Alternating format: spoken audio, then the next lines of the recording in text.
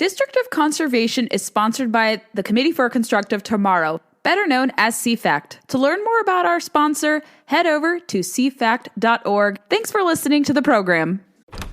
Sergeant and Mrs. Smith, you are going to love this house. Is that a tub in the kitchen? There's no field manual for finding the right home. But when you do, USAA Homeowners Insurance can help protect it the right way. Restrictions apply. Greatness hurts. It's 10,000 hours of hard work, sweat, and setbacks. The aches, the stumbles, the falls. Tylenol provides pain relief for the champion in us all. It's the #1 doctor-recommended brand of pain relief and fever reduction. This summer, when greatness hurts, Tylenol will be there with care to help you keep chasing it. That's Tylenol. That's care without limits. Visit Tylenol.com/greatness-hurts to learn more. Use as directed. Welcome to District of Conservation. I am your host, Gabriella Hoffman. This podcast offers a sober examination into all things hunting, fishing, shooting sports, energy, environment, and the public policy surrounding it. And this podcast also specializes in original interviews that you won't hear elsewhere. Here's what I have for you today. I'm very thrilled to have friend of the show, Roy Hill, join us for another episode of District of Conservation. Roy, a lot has changed since we last spoke. You've changed jobs. I think you may have changed states. But why don't you give listeners who were familiar with your past work with Brownells an update as to what you're doing now and what's new with you? Sure. And thank you so much for having me on. I always love coming on and talking with you, Gabriella. But I did about almost a 12-year career at Brownells. Lots of folks in the gun industry know me from there. I've switched to a new company called Swanson Russell. I'm actually in Lincoln, Nebraska while we're speaking here. I haven't moved out of Iowa yet. I still have the okay to be in Iowa for a little bit longer. But Swanson Russell is a PR and marketing agency, and we like to say we're the best agency in America for brands that work and play outside. So I still get to do a lot of gun industry stuff. I still go to SHOT Show. I still go to NRA Show. And I get to work as much as possible with gun industry clients. That's awesome. And some of your clientele is very impressive, but what brands would my listeners be familiar with in terms of those under the portfolio of your company? Sure. The ones I've done the most work with recently would include Bushnell binoculars and scopes, companies associated with Bushnell, such as Blackhawk with their holsters and tactical gear. I've also done some work with Nosler, the ammo and rifle company. Excellent. That's really cool. No, you've been hitting the ground running, working for different clientele. And it's so cool because there's all these different, I think your agency is one, but there's so many different agencies out there that oversee a lot of outdoor products, a lot of outdoor services and companies. So it's cool to be exposed to yours and then seeing what you guys are doing there. Because I know Gunpowder and a couple others who handle large portfolios of outdoor clients. Yes, there's lots of agencies. Swanson Russell has been around since, I think, 1962. So we've got quite a heritage of working in the outdoor space. I also work with my one non-gun or hunting industry partner I work with is a landscape company, a very large landscape company called Site One. So I've been learning lots of stuff about spreaders, sprayers, and fertilizer and perennial plants and things like that. Outstanding. And I think the primary focus of you coming onto the program was to share what a group that you're working with is doing. And I thought it would be great to highlight that. We need some levity on the show because we've been talking about a lot of crazy policies, a lot of attacks to the hunting, shooting sports industry. We need some levity or some feel-good stories. Oh, I think I may have a feel-good story for you. Of course, Swanson Russell is the job I currently get paid to do. And the job I do not get paid to do is I'm on the board of directors for a charity called Special Operation Wounded Warriors, or SOWW for short. And we're a 501c3, and we're dedicated to helping wounded and injured members of the United States Special Operations community. We are not affiliated with Wounded Warriors. That's just part of our name is Special Operations Wounded Warriors. Our backstory is this organization was literally started by a group of guys who were looking to try to get some feral hogs removed off of their deer lease property in North Carolina. And somebody in the group said, hey, I know some special ops guys who would probably have some fun coming out here to get rid of some of these hogs for us. And one thing led to another. So, of course, best ideas in the world often happen from groups of people sitting around a campfire drinking a beer or two. Yes. And the organization was created, and they specifically picked the name SOW because, of course, that's a pun, because, of course, a sow is a female hog. So Special Operations Wounded Warriors was started around a campfire. What we do is we help both veterans of the special operations community and their families. We provide therapeutic outdoor experiences. We take folks on hunts, fishing trips, camping trips, hikes, whatever they would like to do. We also do a thing fairly new. It's called our Operator Reset Week. We bring a group of special operations veterans, and oftentimes for the Operator Reset Week, they're still active duty.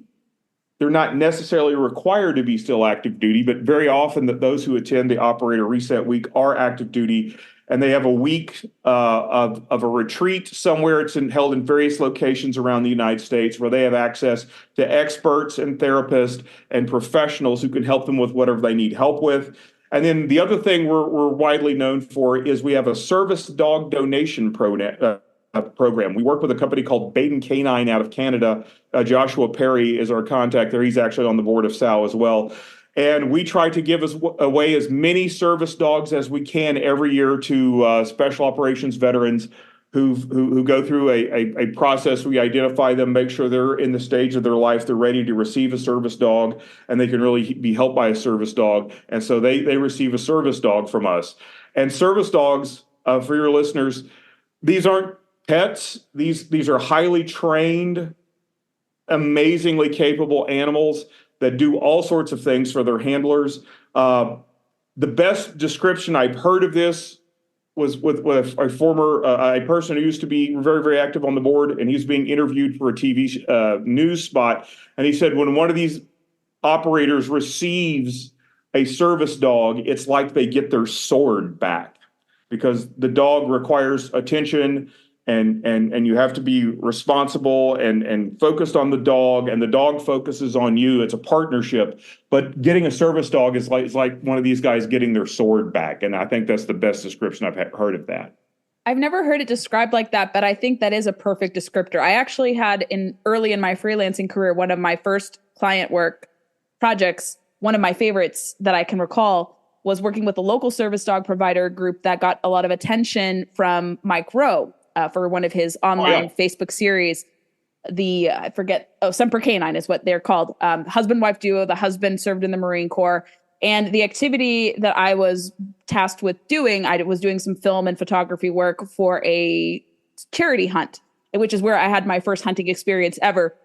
So there is a lot of synergy between service dog provider organizations and the outdoors, and just military activities, or bringing back military members or helping to heal them through outdoor experiences. There's a lot of good synergy, a lot of confluence there.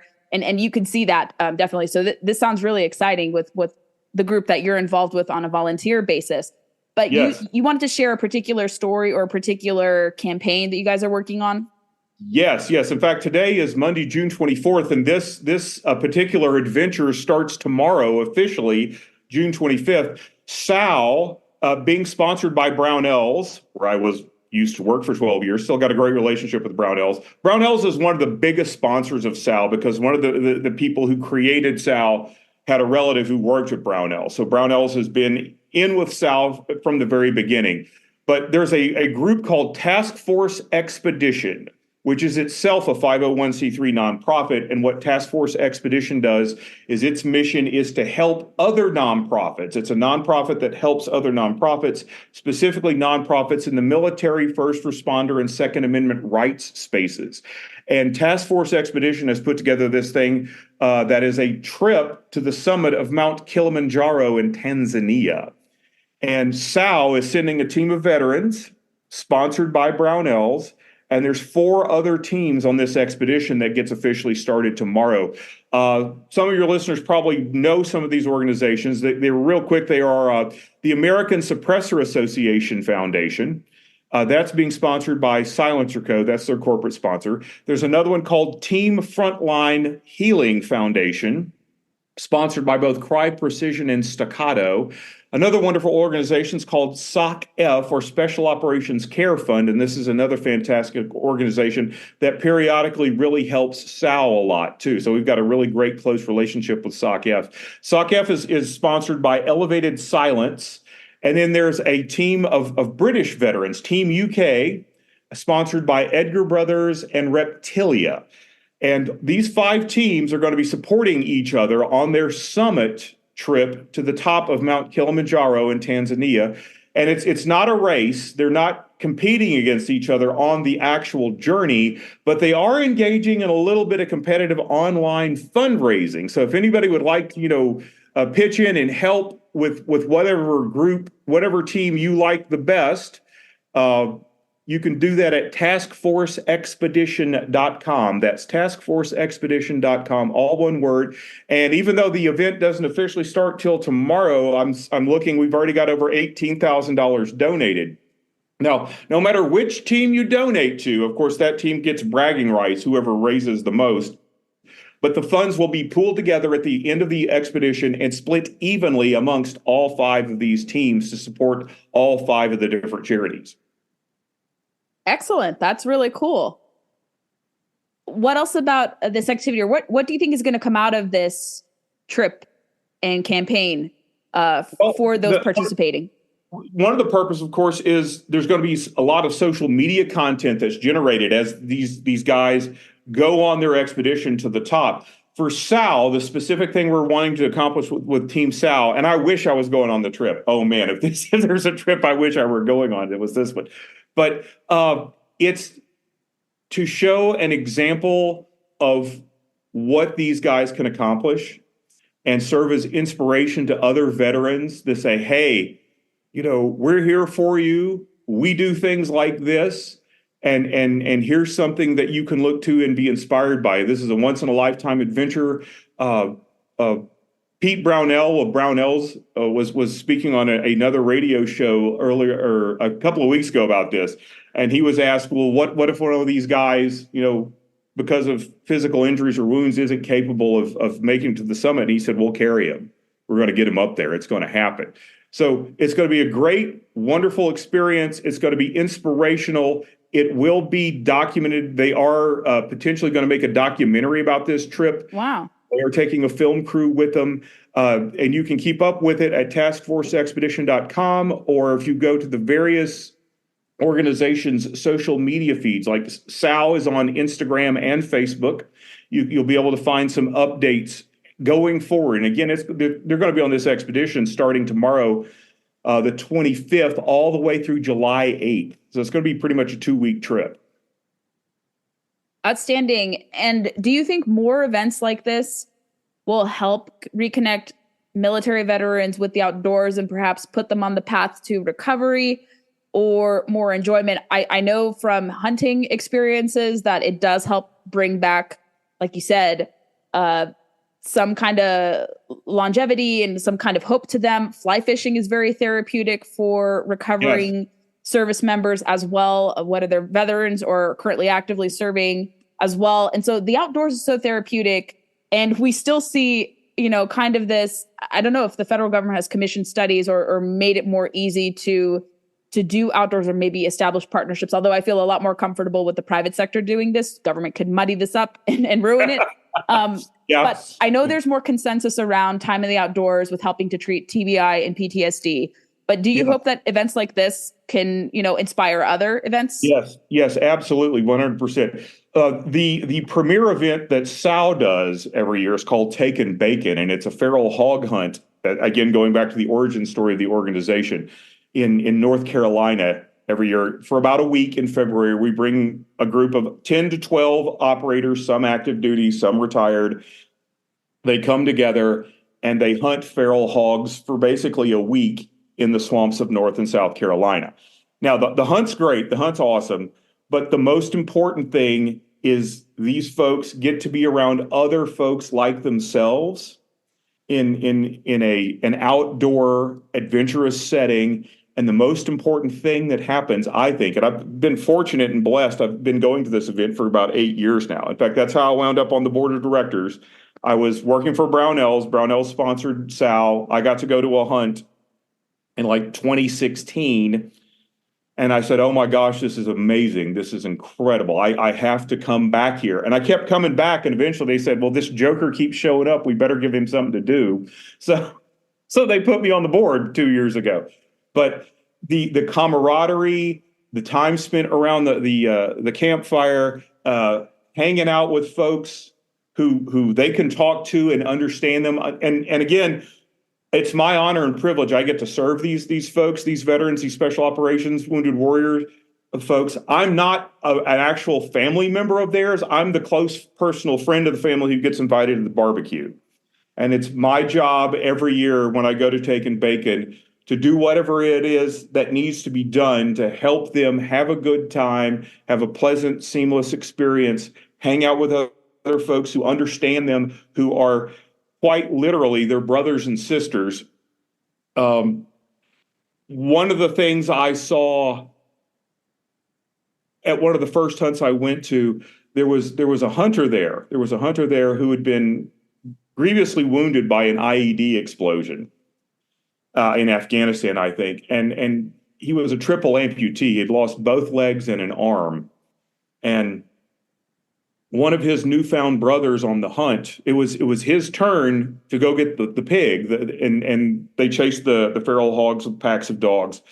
And the collars on the dogs have GPS trackers, and it alerted that they had stopped and they were all in a ring around a hog about a mile deep into the swamp. And one of this guy's newfound brothers slung him up on his back and toted him a mile deep into the swamp so he could get his hog. And it was just one of the most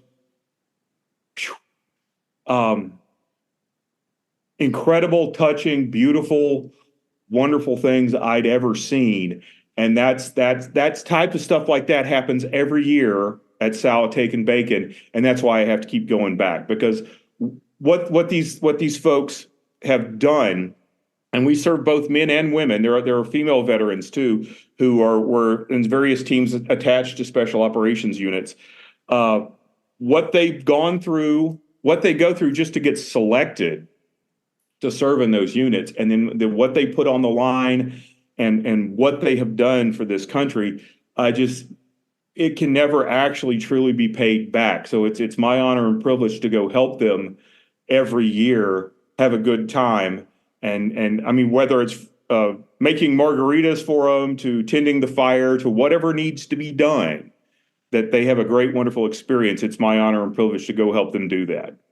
You're the perfect person to help entertain and to make people feel welcome and comfortable. Having known you for so many years, like, I would love to be at such an event too. I've shadowed a little bit of military veterans. Gosh, when was the last time I did something of this magnitude? But I love those events where it's coupled with helping veterans or their kids. Like, my dad and I have been fishing instructors for Navy SEALs and their children.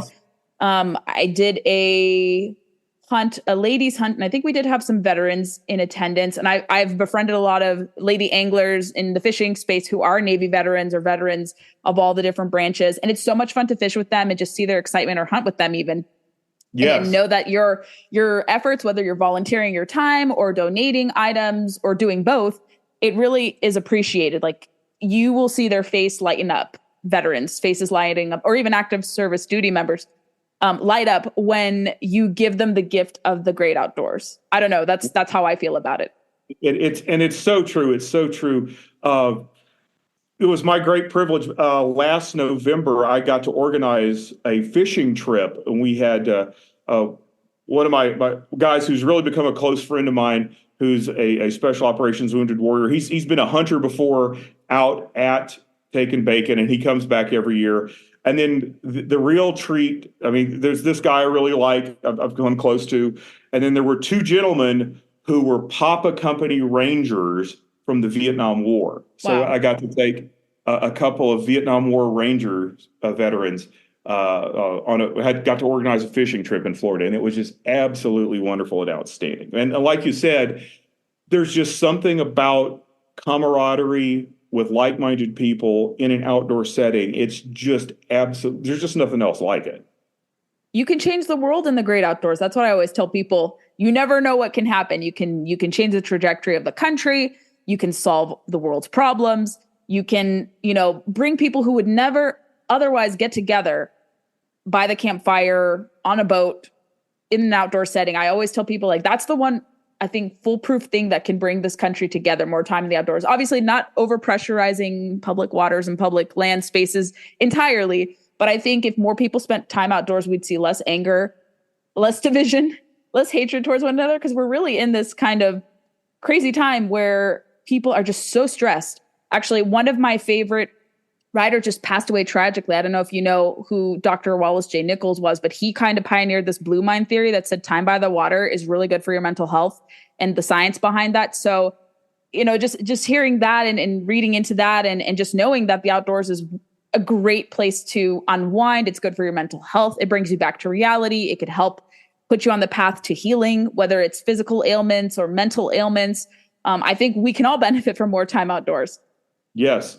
And Sal is very much dedicated to that. In addition to taking bacon, we typically have every year, we have a couple of deer hunts. We have some fishing expeditions. We have a bear hunt in Maine. Oh my gosh. We've got a women's retreat. I forget. I think it's in Wyoming. It's Wyoming or Montana, specifically for women who served in capacities associated with special operations units. Amazing. So we've got it, and we're always looking to find some new way to support our veterans like that. But again, listeners can please check out taskforceexpedition.com to keep up with the Kilimanjaro expedition. Again, that goes June 25th through July 8th. And then anytime anybody wants to learn more about SOW or check out SOW or help support SOW, you can find more about Special Operations Wounded Warriors at SOWcharity.com, SOWW charity.com. Excellent. We will include all the links in the show notes for listeners to connect, follow along. Is there anything else you want to add, Roy, to the conversation before we conclude? Because this has been riveting. It's so fun to hear what you're doing outside of work. I think people love these kind of projects and endeavors. So anything else you want to contribute to the conversation today? Just if whatever your favorite organization that supports American veterans or first responders or the Second Amendment, if you're not already donating to one of those organizations, I would encourage you to find one and send them $20. I mean, can you even get two people meals at a fast food burger joint these days for $20? Pick one you like, pick one that aligns with your values. Send them $20 and get involved with supporting organizations like that.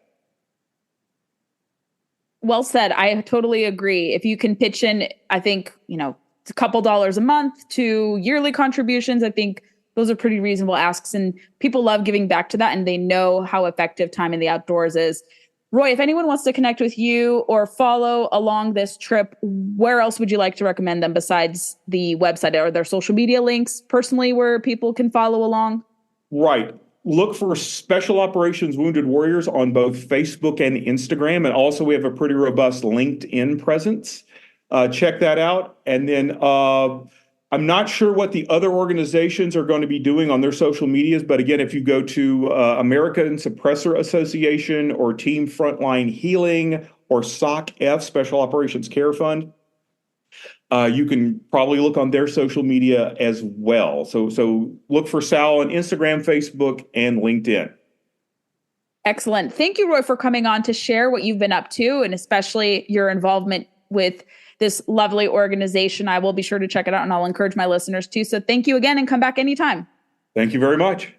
If you enjoyed this installment of District of Conservation, I would love to know your feedback. Send it my way. Please be sure to leave us reviews on Apple, Spotify, or wherever podcasts are played, and also check us out on Facebook, Instagram, and Twitter to never miss a beat nor a guest announcement. Thanks so much for listening to District of Conservation. I hope you have a wonderful day, and please share the podcast to those who may be interested in learning more about these critical natural resources, environment, energy issues.